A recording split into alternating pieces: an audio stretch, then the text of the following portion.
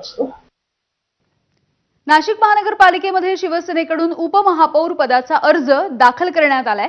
शिवसेनेचे सहसंपर्क प्रमुख विलास शिंदे आणि महानगर प्रमुख प्रवीण तिधमे यांनी उमेदवारी अर्ज भरलाय। एकीकडे भाजपची महापौर आणि उपमहापौर पदासाठी नगरसेवकांची बैठक सुरू असताना शिवसेनेने उमेदवारी अर्ज दाखल केलाय।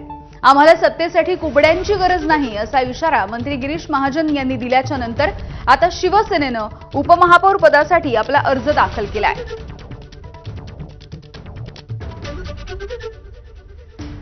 संपूर्ण महाराष्ट्रामध्ये कुठेतरी महायुतीचं वातावरण आहे आणि यामुळे सर्वत्र महायुती होईल असा साधारण आम्हाला विश्वास आहे।